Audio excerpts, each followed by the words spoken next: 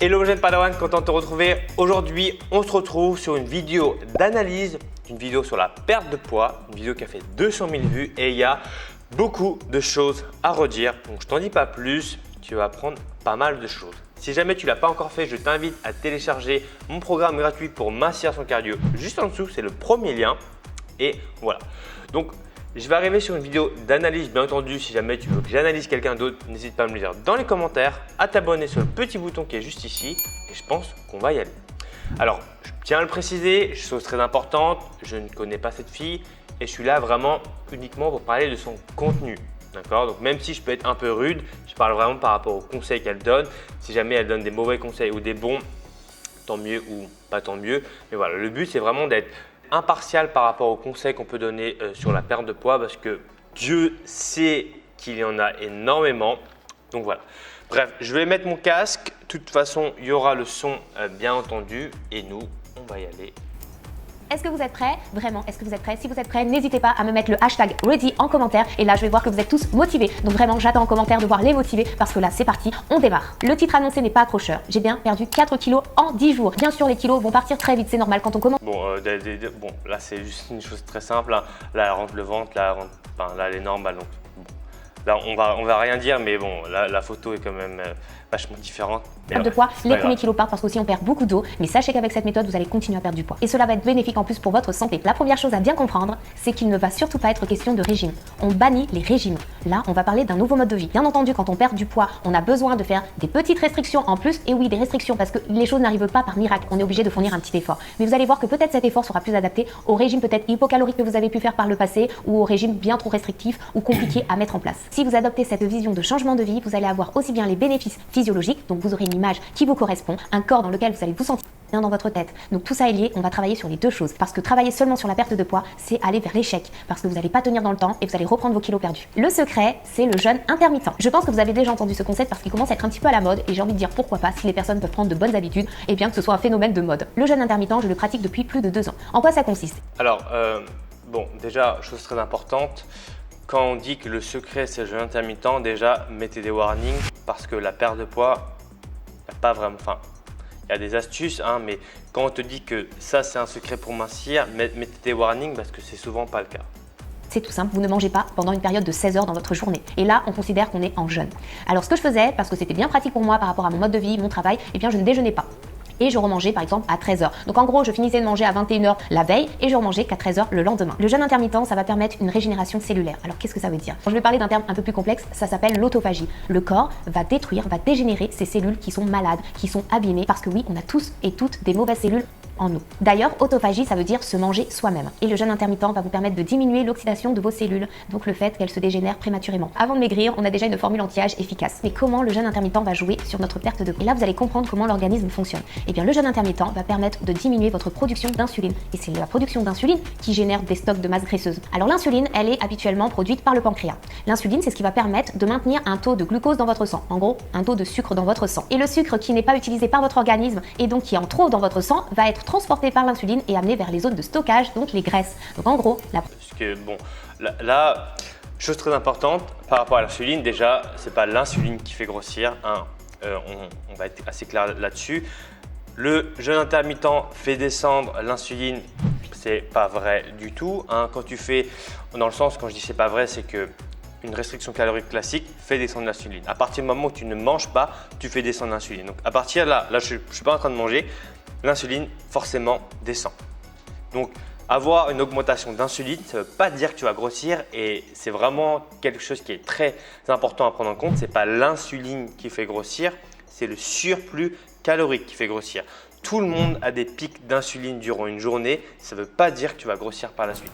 première chose à comprendre dans tout ça, c'est que pour perdre du poids, au-delà du jeûne, il va falloir diminuer votre consommation de sucre. Et je ne parle pas des graisses, je parle bien du sucre. Parce que si vous avez trop de sucre, le corps ne va pas savoir quoi en faire et va directement, naturellement, les mettre dans ces petites zones de stockage. Il est important. Alors là, pareil, c'est plutôt faux. Hein. On a pas mal d'études par rapport à ça. Donc, de toute façon, j'essaierai d'en montrer quelques-unes dans l'écran. Mais grossièrement, c'est pas l'excès de sucre qui fait grossir, c'est l'excès tout court qui fait grossir. Et d'ailleurs, pour être un peu plus scientifique par rapport à ça, le terme l'excès de sucre fait grossir est vraiment faux. Hein, c'est une connerie. Ce qui se passe, c'est qu'en fait, quand on a un excès de sucre, entre guillemets, le processus qui permet de transformer des sucres entre guillemets en graisse, ça s'appelle la lipogénèse. Et c'est un processus qui n'est pas le processus favori du corps humain. Oui, parce que le processus favori du corps humain pour stocker des graisses, c'est tout simplement via les lipides. D'accord, on ingère des lipides, on a trop de lipides, boum, on stocke. Et en fait, ce qui se passe, c'est que quand on a un excès de sucre, ce n'est pas ça qui se passe en réalité. C'est qu'on vient entre guillemets, on observe une diminution de l'oxydation des graisses. Et donc forcément, qui dit diminution d'oxydation des graisses, dit forcément, si on mange plus de graisse, eh bien on va prendre du poids. Ça, c'est l'explication.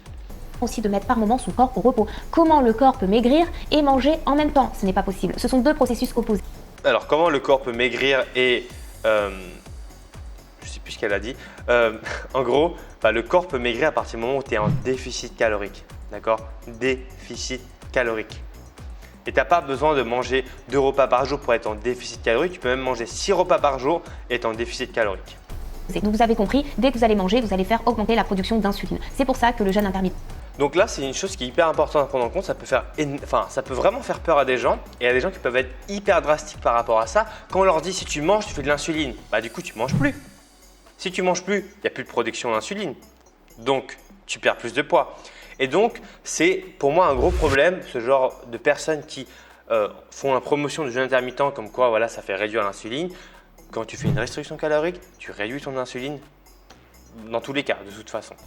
Et recommandé. Ce que vous pouvez faire dès à présent, c'est déjà de privilégier le fait maison. Oui, il va falloir cuisiner, ça aussi c'est une autre règle de ce programme. Il va falloir apprendre à cuisiner, même si c'est simple, même si vous prenez une boîte de conserve d'haricots rouges et que vous rajoutez du thon à côté, pourquoi pas. Mais surtout, évitez tous les plats déjà transformés et encore pire, les plats dits light qui sont en fait bourrés de calories et de mauvais gras. Vous allez me demander, mais comment jeûner? Donc je vous ai expliqué, il faut au minimum ne pas manger pendant une période de 16 heures. Alors comme je vous l'ai dit, je pratique déjà le jeûne depuis 2 ans et demi. Mon organisme s'est habitué à ce rythme. Donc j'ai dû en fait progresser dans mon jeûne intermittent et pour le coup, je suis passée à un jeûne de 21 heures et je mange sur une tranche, on va dire alors, il faut arriver à 24 heures, donc je mange sur une tranche, on va dire, de 3 heures, parfois même de 2 heures et demie.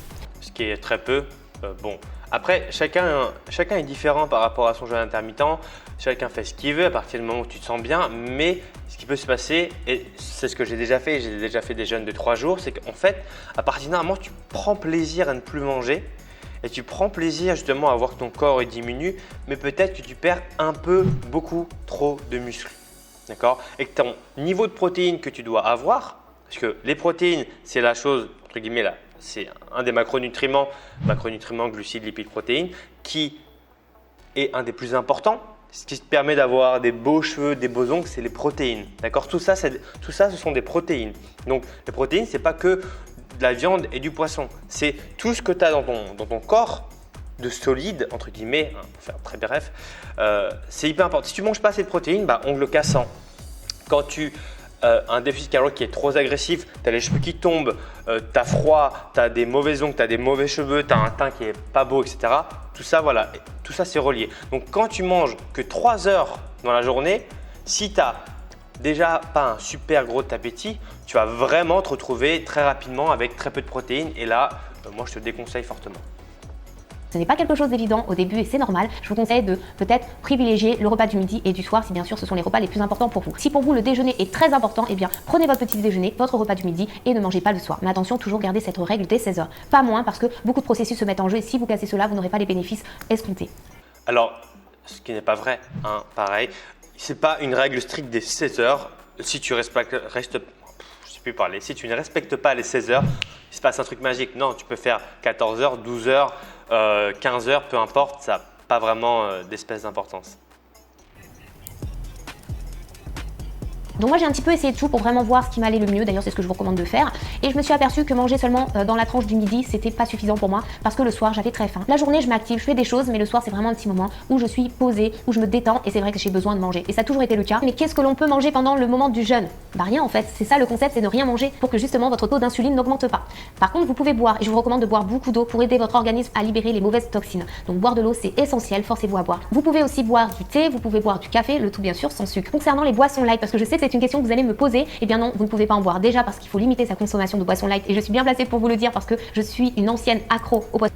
Bon, je sais que beaucoup de gens ne seront pas d'accord avec ça, mais c'est pas vrai, c'est pas important, je m'en fous un peu. Les boissons light peuvent être intéressantes dans le cadre d'une perte de poids. Voilà. Et je le dis et j'assume, beaucoup d'études sont assez formelles par rapport à ça. L'être humain est incapable de faire la différence entre le sucre, le vrai sucre, et du sucre synthétique, donc entre guillemets du faux sucre. Comme le sucralose par exemple. Vous pourrez essayer, hein, vous mettez un produit avec du sucre, un produit avec un substitut entre guillemets. Personne n'est capable de faire la différence. C'est ultra compliqué. Donc ça, c'est pas vrai. En fait, ce qui se passe, c'est que la plupart du temps, les gens font l'amalgame entre prendre des produits light, dans le bon schéma, et prendre des produits light, mais se dire ah, je m'en fous, de toute façon, je mange des produits light, je peux faire ce que je veux. Et en fait, ce qui se passe, c'est que les gens qui ne perdent pas de poids en prenant des produits light, c'est tout simplement parce qu'ils ont des mauvaises habitudes alimentaires. C'est comme comparer le végétarien et l'omnivore. Souvent, les végétariens sont plus minces. Pourquoi? Pas parce qu'ils ne mangent pas de viande, tout simplement parce qu'ils sont plus conscients de ce qu'ils mangent. Et ça, ce sont deux facteurs qui sont totalement différents. Et les gens, souvent, font le raccourci, l'amalgame, disent « ouais, moi je suis végétarien, c'est pour ça que je maigris ». Non, tu maigris parce que tu fais plus attention à l'omnivore qui mange des saucisses et des chips et qui en a rien à foutre. Voilà la vérité. Boisson light, enfin je suis toujours accro, c'est juste que je m'empêche d'en boire de trop. Là justement ça va vous permettre de comprendre pourquoi on vous dit souvent de manger normalement et d'éviter les produits dits light. Tout simplement parce que même un soda light, ça va donner un message à votre cerveau qu'il y a un goût sucré. Et là, qu'est-ce qui va se passer? Eh bien vous allez quand même faire monter votre taux d'insuline, votre production d'insuline. On en revient en fait que l'insuline, c'est pas grave. Donc même si votre taux d'insuline augmente, c'est pas grave. Ce que va faire l'insuline, elle va chercher le sucre qui est naturellement présent dans le sang, qui ne devrait pas être là pris pour le coup, et l'amener et le transporter vers ses stocks de graisse. Et vous allez prendre du poids. Qui est totalement faux, encore une fois. Donc là, c'est dommage parce qu'en fait, on est un petit peu trompé avec les sodas light parce qu'on se dit, je vais boire du light donc je vais pas prendre de calories. Effectivement, il n'y a pas de calories, mais finalement, vous allez quand même faire monter votre taux d'insuline. Donc vous voyez, c'est très dangereux le light parce que ça biaise en fait l'information à votre cerveau et je trouve que c'est pire en fait que boire quelque chose qui est vraiment sucré. On trompe le cerveau qui lui va déclencher des processus qu'il ne devrait pas déclencher normalement. Vous avez toutes les clés pour démarrer dès aujourd'hui votre perte de poids. Commencez par un jeûne intermittent. Ne partez pas sur du 22 heures comme moi, voire du 24 heures parce que ça existe aussi. Commencez progressivement. Faut pas vous dégoûter, c'est un nouveau mode de vie. Donc là, bien entendu, je suis partie sur une toute petite fenêtre de repas parce que je dois perdre du poids. Mais lorsque je me serai débarrassée de ces kilos superflus, bien entendu que je repartirai sur le fameux 16-8, comme je le pratiquais jusqu'à présent. Partez plutôt sur une alimentation riche en nutriments. Pendant mes prises de repas, je mange tout à fait normalement. Mais bien entendu, pour perdre du poids, j'ai changé quelques habitudes. Je vais plus manger de frites, je vais manger plus des légumes, je mange toujours des pâtes. Je me fais toujours un petit plaisir parce que j'ai remarqué que je ne pouvais pas m'en passer, c'est manger une galette de pain racine. Ça, c'est mon petit truc. J'en ai besoin. Tous les jours, je mange ma galette de pain racine. Si vous aussi, c'est votre cas, si par exemple c'est du chocolat dont vous avez besoin, mangez votre carré de chocolat. Le but, ce n'est pas de se frustrer, mais de tenir sur du long terme. Et pour autant, j'ai quand même perdu mes 4 kilos en 10 jours. Grâce 4 kilos en 10 jours, c'est quand même énorme. On va pas se mentir, déjà perdre 5 kilos en 21 jours, c'est très bien, mais c'est genre très agressif. 4 kilos en 10 jours, une grosse partie, c'est de l'eau. votre estomac va se réduire et que vous aurez de moins en moins faim. La faim est naturelle. Ce n'est pas grave si vous avez faim. Je reviendrai dans une vidéo pour vous en parler. La faim n'est pas un signal que vous allez mourir. J'ai déjà vu des commentaires passer sous mes vidéos en me disant mais est-ce qu'on va mourir? Non, on va pas mourir. La faim, ce n'est pas grave. C'est un signal que vous envoie votre corps. Si jusqu'à présent vous avez des kilos en trop, c'est bien que vous ne ressentiez plus cette faim. Donc avoir faim, c'est bon parce que ça va vous permettre de renouer avec les vrais messages que vous envoie votre corps. Que jusqu'à maintenant vous les écoutiez plus et du coup vous n'en aviez plus. Donc tout ça, c'est une façon de remettre en place, de rééquilibrer notre organisme. On va perdre du poids et on va régénérer nos cellules. On va rester jeune. Donc ça, c'est vraiment le Bon, rester jeune, etc. Pareil, hein, ça c'est en soi, à partir du moment où tu n'as pas de kilos superflus, tu es en bonne santé, tout va bien. Donc tu n'as pas besoin de jeûner pour être en bonne santé.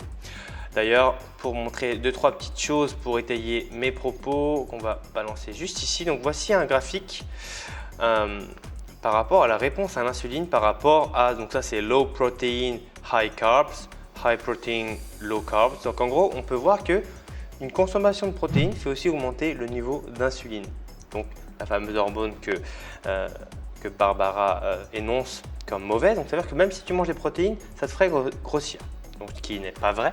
Donc bien entendu, on a beaucoup d'études par rapport à ça.